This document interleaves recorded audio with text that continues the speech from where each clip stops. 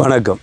இந்த வீடியோவில் வெளிநாட்டில் இருக்கின்ற பெண்களை, குறிப்பாக திருமணமாகி விவாகரத்தான அல்ல கணவனை இழந்த பெண்களை இலக்கு வச்சு வெளிநாட்டில் இருக்கின்ற நிறைய பேர் திருமண சேவைகளின் ஊடாக அந்த பெண்களை ஏமாற்றி திருமணம் முடிக்கிறோம் அப்படின்னு சொல்லி ஏமாற்றுகின்ற சம்பவம் ஒன்று தொடர்ச்சியாக இடம்பெற்று கொண்டிருப்பதாக சொல்லப்பட்டிருக்கிறது. இது சம்பந்தமாகத்தான் இந்த வீடியோவில் முழுதாக பார்க்க போகிறோம். இது எங்கே நடந்து கொண்டிருக்கிறது, யாரெல்லாம் இப்படியான வேலைகளை செய்கிறாங்க, இதுக்கு பின்னாடி என்ன நடந்து கொண்டிருக்கிறது அப்படின்ற முழு விஷயங்களையும் இந்த வீடியோவில் முழுதாக பார்க்கலாம்.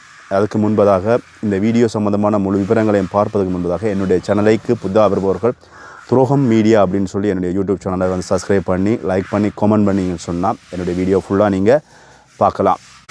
அண்மையில் சமூக ஊடகங்களை பொறுத்தவரையில் சமூக ஊடகங்களில் நீங்கள் நிறைய பார்த்த விஷயம் என்னென்று சொன்னால், விவாகரத்தான ஆணுக்கு நாங்கள் மணமகன் தேடுகிறோம், விவாகரத்தான பெண்ணுக்கு மணமகள் தேடுகிறோம், அல்லது விவாகரத்தான பிள்ளைகளை உள்ள மணமகளுக்கு நாங்கள் மணமகனை தேடுகிறோம், விவாகரத்தான பிள்ளைகளோடு சேர்ந்து பராமரிக்கக்கூடிய ஆணுக்கு மணமகளை தேடுகிறோம். இப்படியான விளம்பரங்கள் சமூக ஊடகங்களில் அளவுக்கு அதிகமாக இந்த திருமண சேவைகள் அப்படின்னு சொல்லுகின்ற ஒரு சில நிறுவனங்கள் அல்லது தனிநபர்கள் சமூக ஊடகங்களில் இந்த விளம்பரங்களை பகிர்ந்திருப்பாங்க. இதை நீங்கள் நிறைய பேர் நிறைய இடங்களில் கண்டிருப்பீங்க. இந்த விளம்பரங்களின் ஊடாக இதுக்குள்ளே இடம்பெறுகின்ற மோசடிகள், பெண்களை ஏமாற்றுகின்ற விஷயங்கள் சமூக ஊடக பரப்பில் அளவுக்கு அதிகமாக அண்மையில் இடம்பெற்று கொண்டிருக்கிறது. அது சம்பந்தமாக பாதிக்கப்பட்ட ஒரு சில நபர்கள் என்னோடு நேரடியாக தொடர்பு கொண்டு தங்களுடைய விவரங்களை பகிர்ந்து கொள்ளாமல் இந்த விஷயத்தை பகிர்ந்து கொள்ளுங்கள் சகோதரா அப்படின்னு சொல்லி என்னோட நேரடியாக தொடர்பு கொண்டு அந்த விஷயங்களை பகிர்ந்திருக்கிறாங்க. அந்த விஷயங்களை நான் அவங்களோடு பகிர்ந்து கொள்வதற்காக தான் இந்த வீடியோவில் இணைந்திருக்கிறேன். தொடர்ச்சியாக திருமணமான ஆண்கள் திருமணத்துக்கு அப்புறமாக குடும்பத்துக்குள் வருகின்ற கணவன் மனைவிக்கு இடையிலே இடம்பெறுகின்ற பிரச்சனைகள் காரணமாக கணவனும் பிரியலாம், மனைவியும் பிரியலாம். இவ்வாறாக இடம்பெறுகின்ற இந்த விவாகரத்துக்கு அப்புறமாக இருவருமே தனித்தனி வாழ்க்கையை வாழ்கிறார்கள். அதுக்கப்புறமா தங்களுடைய பிள்ளைகள் வளர்ந்ததுக்கு அப்புறமாக தங்களுக்கான ஒரு வாழ்க்கை துணை தேவை அப்படின்னு சொல்லி தேடுவது அது ஏற்றுக்கொள்ளக்கூடிய ஒரு விஷயம்.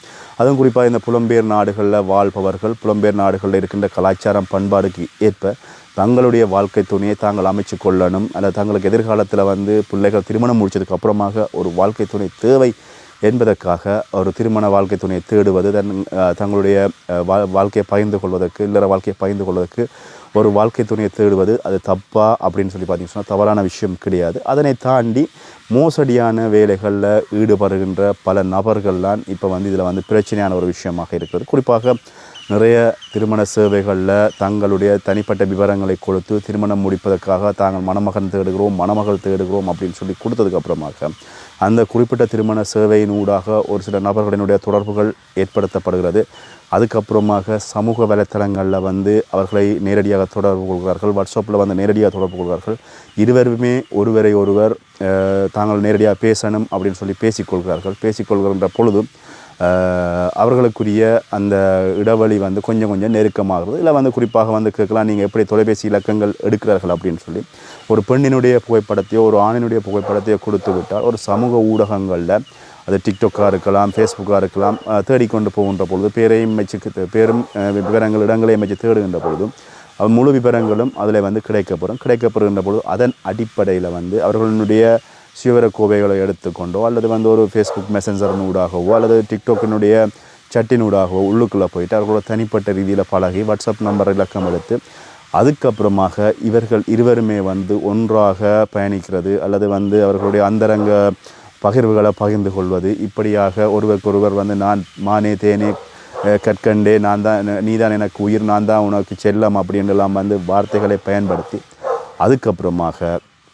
தங்களுடைய தேவைகளை, குறிப்பாக இந்த ஆண்கள் பார்த்திங்கன்னா பெண்களை பயன்படுத்தி அவர்களுக்கு அன்பான வார்த்தைகளை பிரயோகங்களை பயன்படுத்தி அவர்களை அனுபவித்து விட்டு அதுக்கப்புறமாக அவர்களை கலட்டி விடுகின்றது. அல்லது தொலைபேசி இலக்கங்களுக்கு தொலைபேசி அழைப்பு எடுத்தால் அவர்களை நாங்கள் தொலைபேசியை துண்டிப்பது, அப்படியான வேலைகளை நிறைய பேர் செய்வதாகவும் சொல்லப்பட்டிருக்கிறது.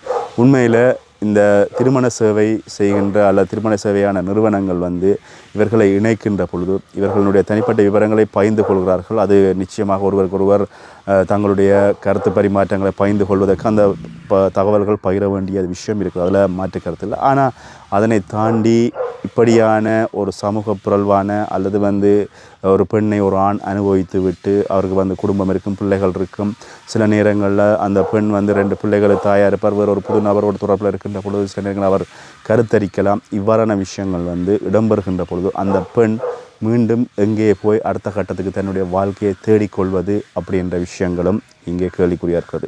ஒரு காலத்தில் வந்து பார்த்திங்க சொன்னால் இதுகள் வந்து கொஞ்சம் குறைவாக இருந்தது. இந்த இமெயில் சேட்டிங் அதில் வந்து அறிமுகமான இந்த விஷயம் கொஞ்சம் கொஞ்சமாக பேனா நட்பில் இருந்து அப்படியே கொஞ்சம் கொஞ்சம் வளர்ந்து வந்தாலும் இப்பொழுது வந்து இந்த சமூக ஊடகங்களின் ஊடாக இவ்வாறான சம்பவங்கள் அல்லது அசம்பாவிதங்கள் இடம்பெறுகின்ற போது பாதிக்கப்படுவது ஒரு ஆண் வந்து தன்னுடைய தேவையை முடிந்ததுக்கு அப்புறமாக பெண்ணை கலட்டி விட்டு போயிடுவாங்க. அதுக்கப்புறம் அந்த பெண் வந்து சில நேரங்களில் கருவுற்று இருந்தால் அது அந்த பெண்ணுக்கு ஒரு பிள்ளை வைத்து தங்கி இருந்தால் அதுக்கப்புறமாக அந்த பெண் அந்த குறிப்பிட்ட ஆணிடம் வந்து நீதி தேடி போகின்ற போது குறிப்பிட்ட பெண்ணை வந்து அந்த ஆண் ஏமாற்றி விட்டு அல்ல விலகி செல்கின்ற சம்பவங்கள் வேதனைக்குரிய ஒரு விஷயமாக பார்க்கப்படுகிறது. இவ்வாறான சம்பவங்கள் அண்மை காலங்களாக அதிகரித்திருக்கின்றன. நிறைய விஷயங்கள் சமூக ஊடகங்களில் பார்த்துருக்கோம். அண்மையிலும் நிறைய விஷயங்கள் பரபரப்பாக பேசப்பட்ட விஷயங்கள் எல்லாமே சமூக ஊடகங்களில் வந்திருந்தாலும் தொடர்ச்சியாக இவ்வாறான ஏமாற்று வேலைகள் செய்பவர்கள் காணப்படுகிறார்கள். அதில் திருமணமாகி விவாகரத்தாகின ஆண்களாக இருந்தாலும் சரி பெண்களாக இருந்தாலும் சரி விவாகரத்துக்கு அப்புறமாக தங்களுடைய வாழ்க்கை சுதந்திரமான வாழ்க்கை என்றதன் அடிப்படையில் தங்களை யாரும் கேள்வி கேட்க முடியாது என்றதன் அடிப்படையில் நாங்கள் என்ன தப்பு செஞ்சாலும் எதுவுமே இங்கே யாருமே கேள்வி கேட்க முடியாது என்றதுக்காக அவர்கள் தங்களுக்கு ஏற்ற வகையில் இவ்வாறான சம்பவங்களில் ஈடுபடுறார்கள். ஆனால் இதற்கான முடிவு எங்கே போய் நிற்கிறது என்று சொன்னால் நீங்கள் அந்த ஆணும் பெண்ணும் கணவன் மனை உறவுக்குள்ளே போனதுக்கு அப்புறமாக இருவருக்கும் ஏதாவது ஒரு குழந்தை அல்லது வந்து ஏதாவது ஒரு அசம்பாவிதம் இடம்பென்ற பட்சத்தில் அல்லது ஒரு உயிராபத்து ஏற்படுகின்ற பட்சத்தில் தான் இங்கே பிரச்சனை அப்படின்றது இங்கே வருகிறது. அவ்வாறான சம்பவத்தை தான் இங்கே 2 பேர் என்னோட பாய்ந்திருந்தாங்க. இப்படியான விஷயங்களை தாங்கள் பொது வழிகளில் கொண்டு வர முடியாது. குறிப்பிட்ட ஆணோடு தொடர்பு கொள்கின்ற பொழுது குறிப்பிட்ட ஆண் வந்து அவர் தான் மன்மதராசா என்பது போல விளையாடி கொள்கிறார். அது மட்டுமில்லாமல் தங்களோடு வாட்ஸ்அப்பில் கதைப்பது, இன்னொரு பெண்ணோடு டிக்டாக்கில் பேசுவது, இன்னொரு பெண்ணோடு வைபரில் பேசுவது, இன்னொரு பெண்ணோடு ஸ்னாப்சாட்டில் பேசுவது, இப்படியான சமூக ஊடகங்களை பயன்படுத்தி இவ்வாறான சம்பவங்கள் இடம்பெறும். அதில் குறிப்பாக புலம்பெயர் தேசத்தில் இருக்கிற பெண்களாக இருந்தாலும் சரி ஈழத்தில் இருக்கிற பெண்களாக இருந்தாலும் சரி அவதானமாக இருங்கள். இந்த வயசான ஆண்கள் ஒரு 45 வயசுக்கு மேற்பட்ட ஆண்கள் தேடுவது அதாவது 30 வயசு 25 வயசுக்கு உட்பட்ட விவாகரத்தான பெண்களைத்தான் தேடுகிறார்கள். அல்லது 25 வயசு 30 வயசுக்கு உட்பட்ட இளம் பெண்களை தேடி தங்களுடைய வாழ்க்கையை அனுபவிக்கிறதுக்காக பயன்படுத்துகின்ற விஷயங்களும் காணக்கூடியதாக இருக்குது. இதில் நிறைய பேர் வந்து நாங்கள் வெளிநாட்டில் இருக்கிறோம் அல்லது வெளிநாட்டில் தொழில் நிறுவனங்கள் நடத்துகிறோம், தொழில் நிறுவனங்கள் செய்கிறோம் என்று சொல்லித்தான் ஏமாற்றுவதாக சொல்லப்படுறது. ஆனால் தேடி பார்க்கின்ற பொழுது அவர் வந்து ஒரு சாதாரண வேலைக்கு சென்று வருகின்ற ஒரு நபராகத்தான் காணப்படுறார். இங்கே பெண்களும் இவ்வாறான சம்பவங்கள் அதாவது வந்து ஒரு தொழிலதிபர் அப்படின்னு சொல்லி விவாகரத்தான தொழிலதிபர் அப்படின்ற பொழுதும் ஏமாறுகிறார்கள். குறிப்பாக இந்த சமூக ஊடகங்களில் திருமணம் மறு திருமணமான அல்லது வந்து 59 வயசு ஆணுக்கு வந்து நாங்கள் விவாகரத்தாகாத மணமகளை தேடுகிறோம் அப்படின்ற விளம்பரங்கள் வருகிறது. அல்லது வந்து திருமணமான 50 வயசுக்கு உட்பட்ட ஆணுக்கு தேடுகிறோம், இப்படி தான் நிறைய விளம்பரங்கள் வருது. அதாவது வந்து மணமகள் 2 பிள்ளைகளோடு இருக்கின்ற மணமகளுக்கு மணமகன் தேடுகிறோம் அப்படின்னு சொல்லி வருகிறது. இது வந்து தப்பாக நான் சொல்ல வரல. ஆனால் ஒரு சிலர் வந்து இவ்வாறாக ஏமாற்றுகின்ற ஆண்கள் சம்பந்தமான கருத்துக்களை இங்கே பகிர்கின்ற பொழுதும் அந்த விஷயத்தை பொது வழியில் கொண்டு வர வேண்டிய கடப்பாடு இருக்கிறது. அந்த வகையில் இதை நான் வந்து பொது வழியில் கொண்டு வந்து வர்றேன்.